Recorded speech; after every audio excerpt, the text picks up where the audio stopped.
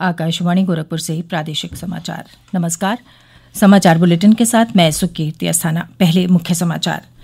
मुख्यमंत्री योगी आदित्यनाथ ने प्रदेश में प्रत्येक दशा में 1.5 लाख कोरोना टेस्ट प्रतिदिन करने के निर्देश दिए। केंद्रीय मंत्रिमंडल ने राष्ट्रीय सिविल सेवा क्षमता निर्माण कार्यक्रम मिशन कर्मयोगी को मंजूरी दी। प्रधानमंत्री नरेंद्र मोदी ने कहा, इस मिशन से सरकार के मानव संसाधन प्रबंधन में बड़ा बदलाव आएगा। प्रदेश सरकार ने राज्य में विपणन वर्ष 2020-21 में धान खरीद का लक्ष्य 55 लाख मीट्रिक टन निर्धारित किया और राज्य में 5,716 नए कोरोना मामले दर्ज होने के बाद सक्रिय रोगियों की संख्या 56,459 हुई। अब तक 1,81,000 से ज्यादा मरीज ठीक हुए। और अब समाचार विस्तार से।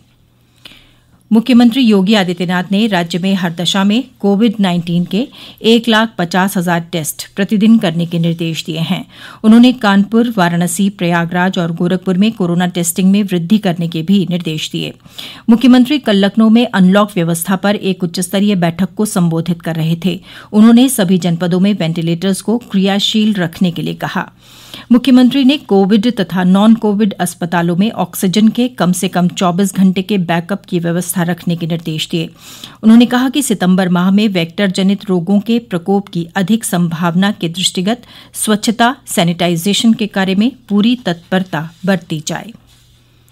मुख्यमंत्री योगी आदित्यनाथ ने कहा है कि नहरों को रोस्टर के हिसाब से पूरी क्षमता से संचालित किया जाए, जिससे किसानों को सिंचाई कार्यों के लिए आवश्यकता के अनुसार पानी उपलब्ध हो सके। उन्होंने किसानों को खाद की उपलब्धता लगातार सुनिश्चित कराने के निर्देश देते हुए कहा कि इस कार्य में कोई भी कोताही नहीं बरती जाए। गौरतलब है कि मुख्यमंत्री ने खाद की कालाबाजारी करने वालों के खिलाफ राष्ट्रीय सुरक्षा कानून के अंतर्गत कार्रवाई करने के पहले ही निर्देश दिए हैं। मुख्यमंत्री कल लखनऊ में उच्च अधिकारियों के साथ बैठक कर रहे थे। उन्होंने कहा कि बाढ़ प्रभावित क्षेत्रों में फसलों को हुए नुकसान का सर्वे कराते हुए किसानों को शीघ्र मुआवजा वितरित किया जाए। केंद्रीय मंत्रिमंडल ने राष्ट्रीय सिविल सेवा क्षमता निर्माण कार्यक्रम मिशन कर्मयोगी को कल मंजूरी दी। यह कार्यक्रम सरकारी कर्मचारियों के लिए क्षमता निर्माण का आधार तैयार करेगा, ताकि वो विश्व के अन्य देशों में प्रचलित उत्कृष्ट कार्य पद्धतियां सीखने के साथ ही भारतीय संस्कृति से भी जुड़े रहें। मिशन कर्मयोगी का लक्ष्य भविष्य के लिए ऐसे भारतीय लोक सेवक तैयार करना है जो अधिक रचनात्मक, चिंतनशील, नवाचारी, पेशेवर और तकनीकी रूप से सक्षम हों। केंद्रीय मंत्री प्रकाश जावड़ेकर ने कहा कि कर्मयोगी मिशन मानव संसाधन विकास की दिशा में सरकार की सबसे बड़ी पहल होगी। भर्ती होने के बाद विभिन्न कर्मचारी, अधिकारी, उनकी लगातार क्षमतावर्धन कैसे हो, कार्य क्षमता कैसे बढ़े और वो प्रभावी कैसे साबित हो, इसके लिए क्षमतावर्धन का एक लगातार कार्यक्रम चलेगा और उसका नाम कर्मयोगी योजना है। और 21वीं सदी का सरकार के मानव संसाधन सुधार का एक बहुत बड़ा ये सुधार कहला जाएगा और लोगों की अपेक्षाओं पर खरे उतरने वाले अधिकारी तैयार करना इसका मूल मकसद है।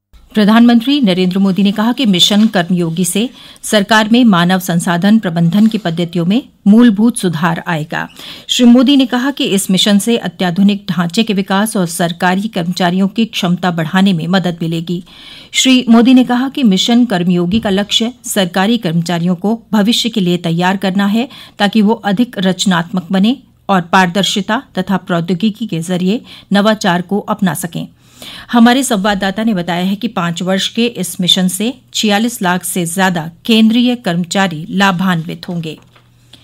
प्रदेश में प्रधानमंत्री फसल बीमा योजना के अंतर्गत 16,92,000 किसानों को 1,388 करोड़ रुपए से अधिक की क्षतिपूर्ति प्रदान की गई है। सरकारी प्रवक्ता ने कहा कि किसानों के हित में प्रदेश सरकार अनेक कल्याणकारी और फसल उत्पादन में लाभकारी योजनाएं संचालित कर उनकी आय को दोगुना करने में भरपूर सहयोग दे रही है। प्रधानमंत्री फसल बीमा योजना के शुरू होने से किसानों को बड़ी राहत मिली है।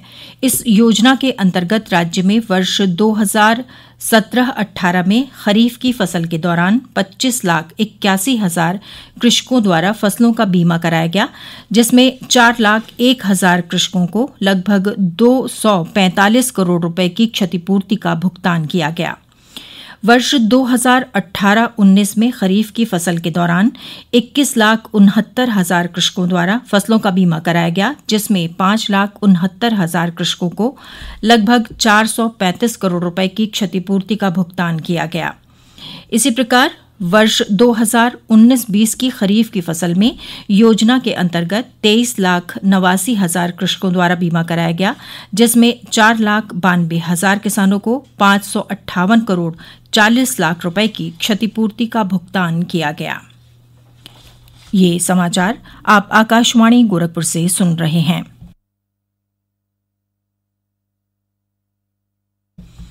प्रदेश सरकार ने राज्य में खरीफ विपणन वर्ष 2020-21 में धान खरीद का लक्ष्य 55 लाख मीट्रिक टन निर्धारित किया है। कृषि उत्पादन आयुक्त आलोक सिन्हा ने धान खरीद के लिए सभी तैयारियां 15 सितंबर तक पूरी करने के संबंधित विभागों को निर्देश दिए हैं। उन्होंने कहा कि आगामी 1 अक्टूबर से धान की खरीद शुरू की जाएगी। इसके लिए निर्धारित सभी एजेंसियों और खरीद केंद्रों की जियो टैगिंग कराई जाए, जिससे किसानों को उनकी उपज और ट्रांसपोर्टर्स तथा धान मिलों के बिलों का तत्काल भुगतान के लिए ऑनलाइन पेमेंट की प्रक्रिया पूरी हो सके। श्री सिन्हा धान क्रय के संबंध में लखनऊ में बैठक को संबोधित कर रहे थे। धान खरीद के लिए निर्धारित 10 धान क्रय एजेंसियों और 3,000 क्रय केंद्रों के माध्यम से किसानों से धान की खरीदारी की जाएगी। क्रय केंद्रों में सुबह 9 बजे से शाम 5 बजे तक धान खरीद का समय निर्धारित किया गया है। प्रदेश में 5,716 कोरोना के नए मामले दर्ज होने के बाद अब यहां सक्रिय मामलों की कुल संख्या 56,459 हो गई है।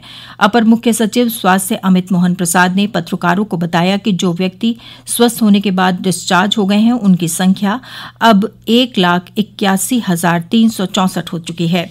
संक्रमित व्यक्तियों में से 3,616 लोगों की मृत्यु हुई है। उन्होंने कहा कि राज्य में अब तक 1,08,056 लोगों ने होम आइसोलेशन का विकल्प लिया है। उन्होंने कहा कि कोरोना से बचाव का फिलहाल एक ही तरीका है, सोशल डिस्टेंसिंग, मास्क का उपयोग और हाथों को लगातार साबुन, पानी या सैनिटाइजर से विसंक्रमित करते रहना। देश में कोविड मरीजों के स्वस्थ होने की दर बेहतर होकर लगभग 77% हो गई है। अब तक इस संक्रमण से 29 लाख से अधिक लोग ठीक हो चुके हैं। पिछले 36 घंटों में 62,026 मरीजों को इलाज के बाद अस्पतालों से छुट्टी दी गई। वर्तमान रोगियों की तुलना में स्वस्थ होने वाले लोगों की दर 3.6 गुना हो गई है। मंत्रालय ने कहा कि जुलाई के पहले सप्ताह से अगस्त के अंतिम सप्ताह तक संक्रमण से ठीक होने वालों की संख्या 4 गुना तक पहुंच गई है। अयोध्या विकास प्राधिकरण ने कल बोर्ड की बैठक में सर्वसम्मति से राम मंदिर परिसर का लेआउट और मंदिर का नक्शा पारित कर दिया। अब राम जन्मभूमि तीर्थ क्षेत्र ट्रस्ट को 2,11,33,184 रुपए जमा करने होंगे, जिसमें विकास शुल्क, विकास अनुज्ञा शुल्क शामिल है। मंदिर प्रांगण का क्षेत्रफल 2,74,110 वर्ग मीटर है, जिसमें 13,000 वर्ग मीटर पर मंदिर का निर्माण किया जाएगा। हिंदू मान्यताओं के अनुसार पितरों को स्मरण करने का दिन कल से शुरू हो गया, जो अगले 15 दिनों तक चलेगा। इस अवधि में पितरों को तर्पण, पिंडदान और श्राद्ध किया जाता है। भाद्रपद पूर्णिमा से अश्वनी अमावस्या तक श्राद्ध पक्ष या पितृपक्ष होता है। श्राद्ध पक्ष में जिस तिथि में पितरों का निधन हुआ है, उसमें जल, काला तिल, जौ, कुश और फूलों तथा अन्य वस्तुओं से श्राद्ध किया जाता है। जौनपुर जिले में मछली शहर कोतवाली क्षेत्र के जौनपुर रायबरेली हाईवे पर बीती रात एक ठेले को बचाने के प्रयास में एक स्कॉर्पियो अनियंत्रित होकर सड़क के बगल की खाई में पलट गई। हादसे में स्कॉर्पियो सवार 3 लोगों की मौके पर ही मृत्यु हो गई और 5 लोग घायल हो गए। गंभीर रूप से घायल 2 लोगों को जिला अस्पताल में भर्ती कराया गया है। और अंत में इस बुलेटिन के मुख्य समाचार एक बार फिर।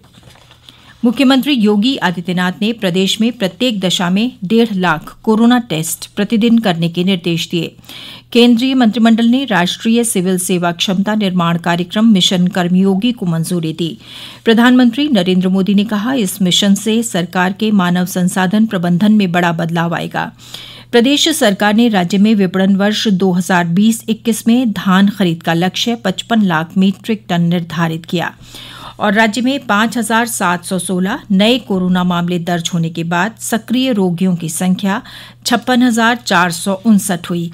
अब तक 1,81,000 से ज्यादा मरीज ठीक हुए। इसके साथ ही ये समाचार बुलेटिन समाप्त हुआ। नमस्कार।